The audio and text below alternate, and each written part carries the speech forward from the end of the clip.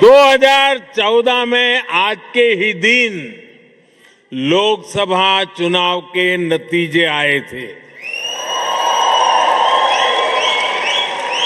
दशकों बाद भारत में स्थिर और पूर्ण बहुमत वाली सरकार का बनना पक्का हुआ था।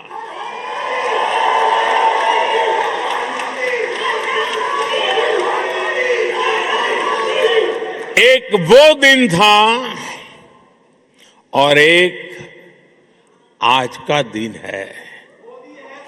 कोटि कोटि भारतवासियों का विश्वास मुझे न रुकने देता है और न थकने देता है।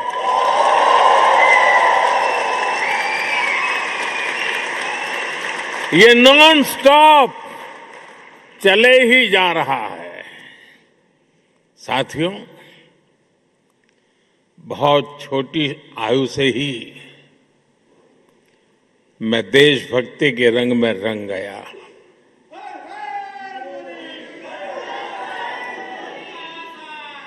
आप ही मेरा परिवार बन गया। स्व से समष्टि की ओर चल पड़ा। अहम से वयम का रास्ता चुन लिया।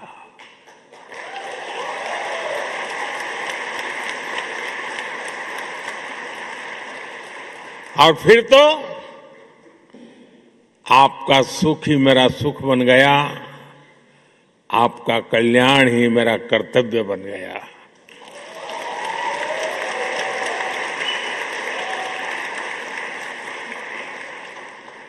और समर्पित भाव से आप सबके आशीर्वाद से कुछ न कुछ करता रहा। लेकिन जनता जनार्दन का इतना प्यार मिलेगा, ये तो कल्पना में भी नहीं था।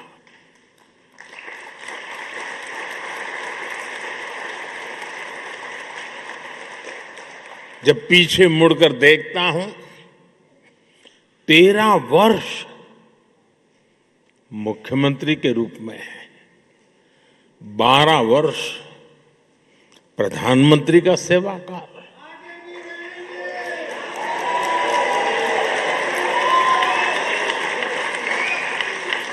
डेमोक्रेटिक वर्ल्ड में 25 वर्षों तक करोड़ों करोड़ वोटर्स का लगातार समर्थन, ये मेरे लिए बहुत ही बड़े सौभाग्य की बात है। मेरे लिए ये सिर्फ एक आंकड़ा नहीं है, ये आपके आशीर्वाद, ये मेरी बहुत बड़ी पूंजी है। देश का ये प्यार, ये आशीर्वाद मुझे अपने जीवन का पल पल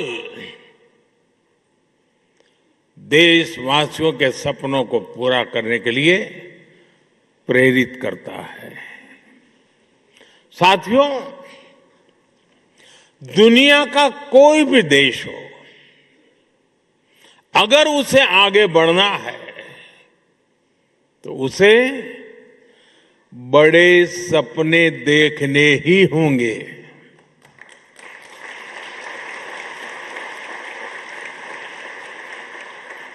आज हमारा भारत भी बहुत बड़े सपने देख रहा है। आज देश कह रहा है, हमें सिर्फ ट्रांसफॉर्मेशन नहीं चाहिए, हमें बेस चाहिए। क्या चाहिए?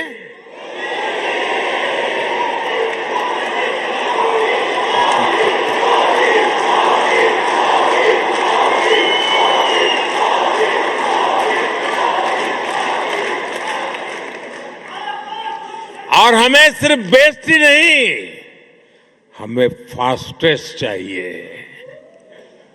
और इसलिए जब भारत में एस्पिरेशंस अनलिमिटेड है तो एफर्ट्स भी लिमिटलेस हो रहे हैं। जैसे भारत के युवाओं का उदाहरण है, आज भारत का युवा आसमान छूना चाहता है, वो स्टार्टअप शुरू करना चाहता है,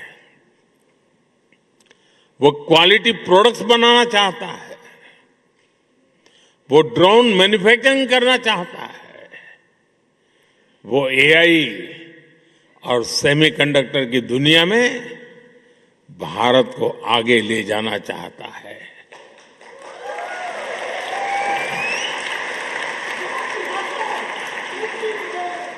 इसलिए ही भारत का स्टार्टअप इकोसिस्टम लगातार हो रहा है। अब हम दुनिया के तीसरे सबसे बड़े स्टार्टअप इकोसिस्टम वाले देश हैं।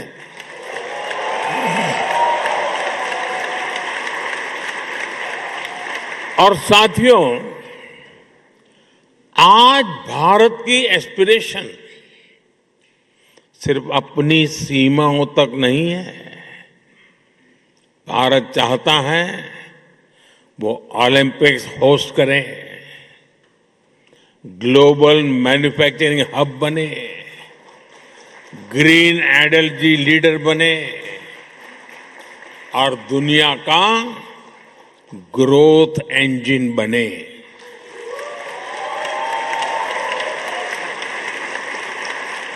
बात वही है,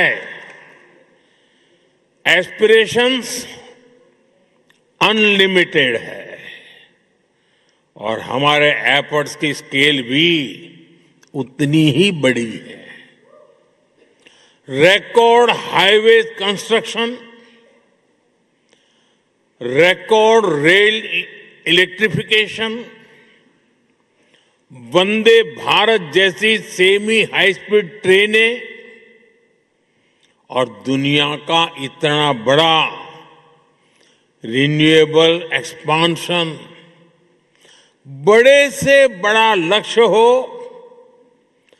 आज का भारत कहता है हम ये लक्ष्य पाकर के ही रहेंगे।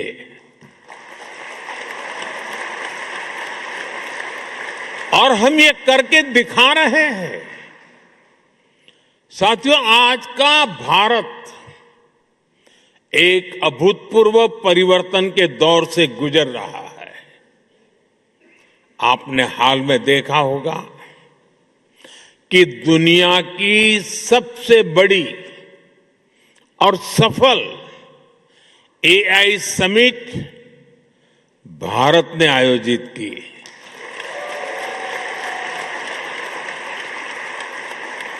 उससे पहले G20 की सफल समिट भी भारत ने आयोजित की थी। और ये कोई वन टाइम इवेंट नहीं था, ये आज के भारत का मिजाज बन गया है। दुनिया का सबसे बड़ा यूनिक आइडेंटिफिकेशन प्रोग्राम भारत ने चलाया। दुनिया के सबसे बड़े फाइनेंशियल इंक्लूजन प्रोग्राम में से एक भारत ने चलाया। जिस स्केल पर भारत डिजिटलाइजेशन कर रहा है वो अभूतपूर्व है। दुनिया की सबसे बड़ी government funded health insurance scheme Bharat चला रहा है। और हां, चांद पर भी भारत वहां पहुंचा जहां पहले कोई नहीं पहुंच पाया था।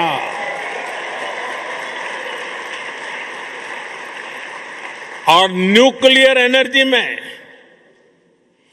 दुनिया के सबसे एडवांस फास्ट ब्रीडर रिएक्टर भी आज सफलता के साथ भारत काम कर रहा है।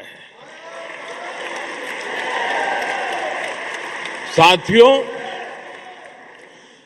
भारत की जो ये स्केल है, ये हम इंफ्रास्ट्रक्चर निर्माण में भी देख रहे हैं। आज भारत में जो सोलर पार्क बन रहे हैं, वो विश्व के सबसे बड़े पार्क में से एक है। सबसे ऊंची और सबसे लंबी टनल्स हो, सबसे ऊंचे और लंबे ब्रिजेज हो, सबसे लंबे एक्सप्रेस वे हो, सबसे बड़े मेट्रो नेटवर्क हो, सबसे बड़े सिविल एविएशन नेटवर्क हो, सबसे बड़े इलेक्ट्रिफाइड रेल नेटवर्क हो, इनमें से अनेक आज भारत में बन रहे हैं।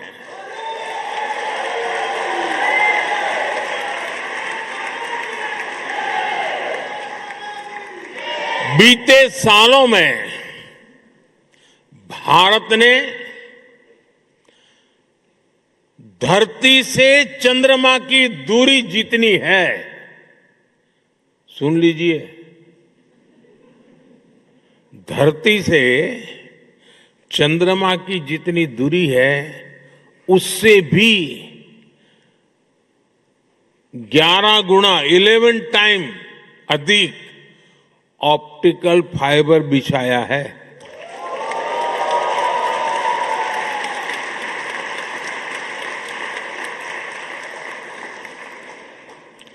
एक दशक पहले हम मोबाइल फोन इंपोर्ट करते थे। आज भारत दूसरा सबसे बड़ा मोबाइल मैन्युफैक्चरर है। साथियों, ये जो स्पीड और स्केल है, इसके अलावा आज के भारत की एक और पहचान है। आज का भारत इनोवेशन पावर्ड है। हमारे डिजिटल पब्लिक इंफ्रास्ट्रक्चर की चर्चा आज पूरी दुनिया में होती है। ये भारतीयों के इनोवेशन का बहुत बड़ा प्रमाण है। आज पैसा रखना है तो डिजिटल वॉलेट है, डॉक्यूमेंट रखने हैं तो डिजी लॉकर है, ट्रैवल करना है तो डिजी यात्रा है, हेल्थ केयर का लाभ लेना हो तो डिजिटल हेल्थ आईडी है। साथियों, आज भारत में हर महीने 20 बिलियन से ज्यादा यूपीआई ट्रांजैक्शन होते हैं। यानी पूरी दुनिया में हो रहे डिजिटल ट्रांजैक्शन में आधे से ज्यादा केवल भारत में हो रहे हैं।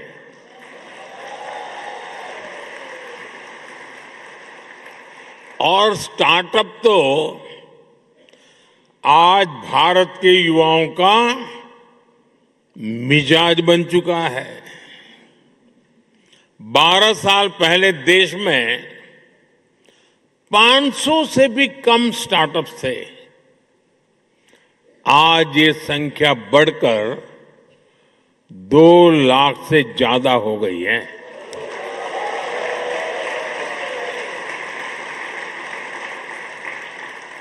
और स्टार्टअप की दुनिया में भी 2014 में भारत में सिर्फ 4 यूनिकॉर्न थे। आज भारत में करीब 125 एक्टिव यूनिकॉर्न है।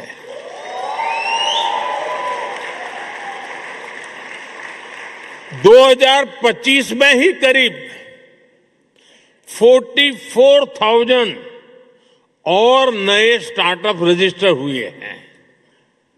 आज एआई, डिफेंस और स्पेस सेक्टर में हमारे स्टार्टअप बहुत शानदार काम कर रहे हैं। समय के साथ रिसर्च और इनोवेशन का एक कल्चर और विराट होता जा रहा है। पिछले वर्ष ही भारत में 1.25 लाख से अधिक पेटेंट फाइल किए गए हैं। साथियों, भारत चिप मेकिंग में, सेमी कंडक्टर सेक्टर में भी बड़े कदम उठा रहा है। अभी भारत में 12 सेमीकंडक्टर प्लांट्स पर काम चल रहा है।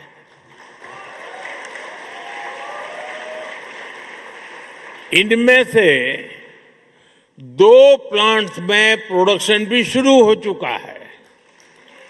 यानी अब चिप भी design India, made in India होगी।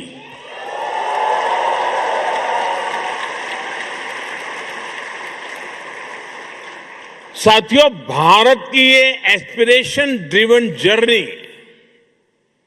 हमारी डेमोक्रेसी को भी सशक्त कर रही है। जब लोगों के सपने सच होते हैं तो लोकतंत्र पर उनका भरोसा भी मजबूत होता है। साथियों, मैं आपको हाल के विधानसभा चुनाव का उदाहरण देता हूं।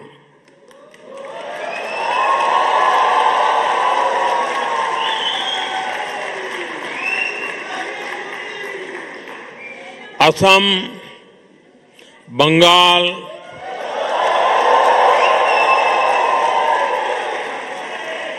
क्या झालमुड़ी यहां भी पहुंच गई?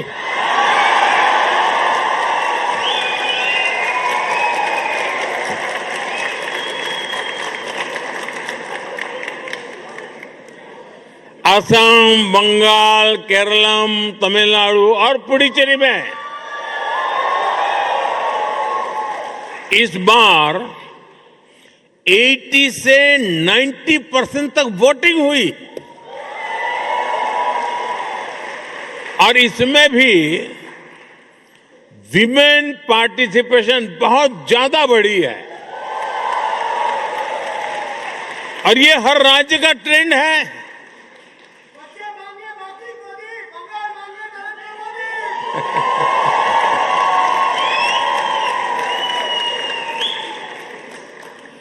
आज भारत में वोटर उत्साहित हैं, आप भी उत्साहित हैं।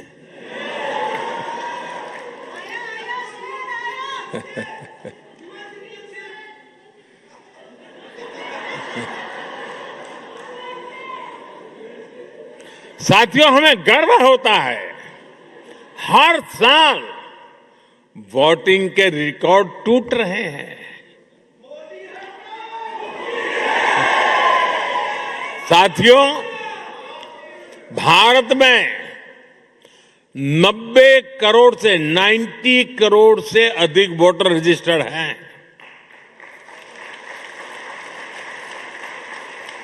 दो 2024 के लोकसभा चुनाव में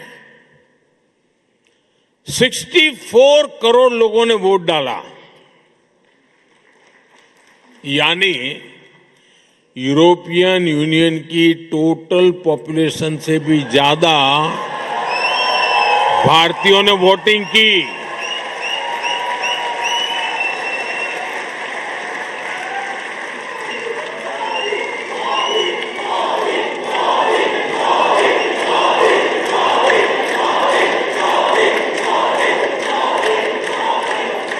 भारत अपने हर सिटीजन की डेमोक्रेटिक पार्टिसिपेशन को वैल्यू करता है और मदर ऑफ डेमोक्रेसी के रूप में ये हम सभी के लिए बहुत गर्व की बात है।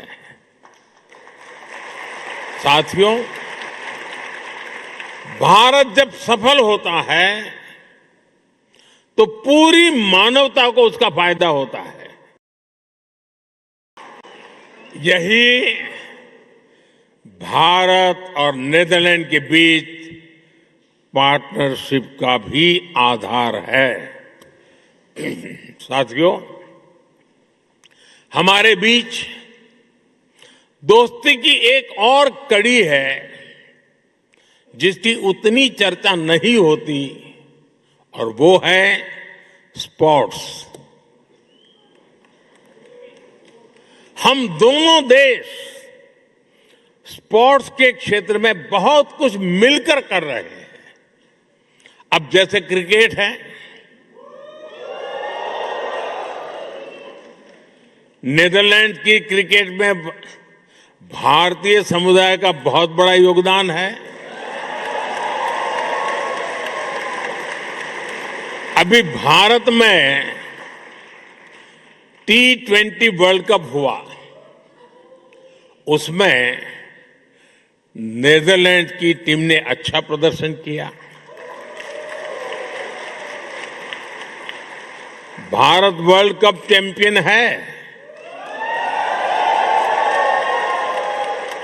लेकिन भारत की टीम को भी नीदरलैंड की टीम ने बहुत बड़ी टक्कर दी थी।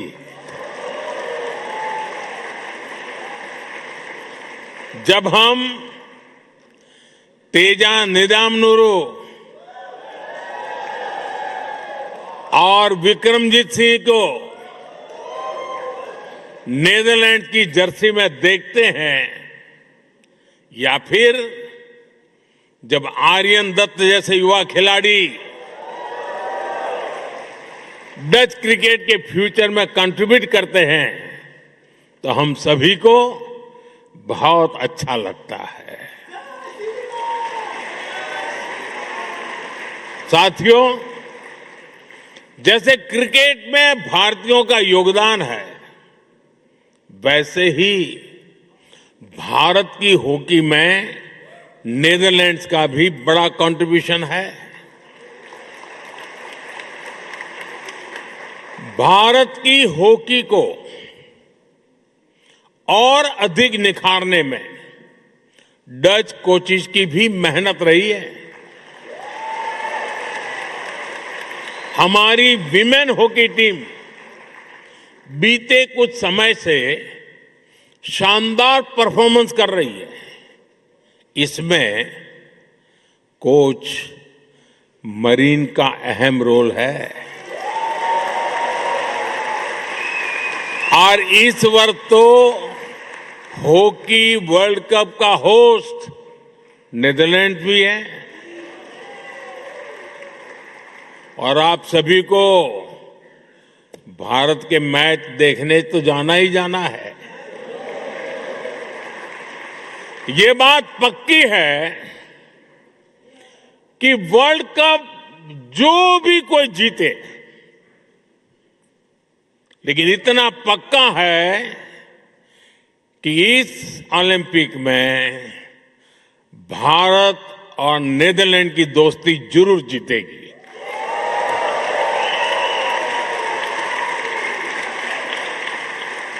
साथियों, भारत और नीदरलैंड के बीच के रिश्ते की असली ताकत आप सभी हैं।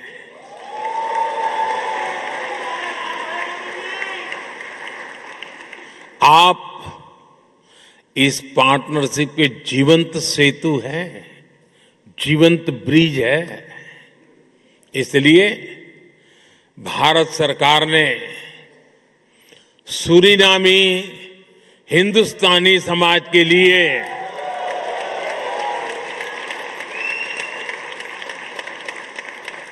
सूरीनामी हिंदुस्तानी समाज के लिए ओसीआई कार्ड की एलिजिबिलिटी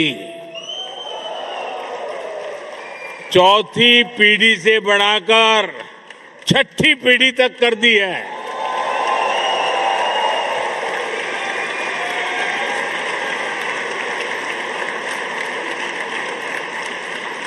साथियों, 21वीं सदी का भारत अवसरों की भूमि है। भारत टेक्नोलॉजी ड्रिवन भी है और ह्यूमैनिटी ड्रिवन भी है। भारत जितना एंशिएंट है उतना ही मॉडर्न बन रहा है। इसलिए ये समय भारत में आपके पुरखों के गांव से जुड़ने का भी है और विकसित भारत की जर्नी में भागीदारी का भी है। मैं नीदरलैंड्स में भारतीय समुदाय के सभी साथियों से कहूंगा, आप भारत में ज्यादा से ज्यादा सहयोग बढ़ाएं। इससे भारत का सामर्थ्य भी बढ़ेगा और आपके इन्वेस्टमेंट पर रिटर्न भी ज्यादा मिलेगा।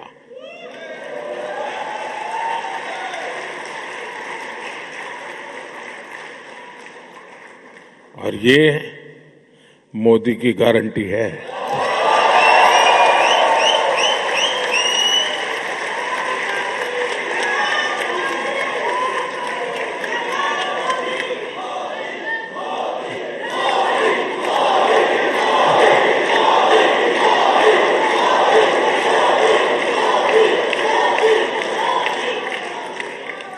मैं इसी भाव के साथ इतनी बड़ी तादाद में आप सब आए, आप सबके दर्शन करने का सौभाग्य मिला, मुझे बहुत खुशी हुई।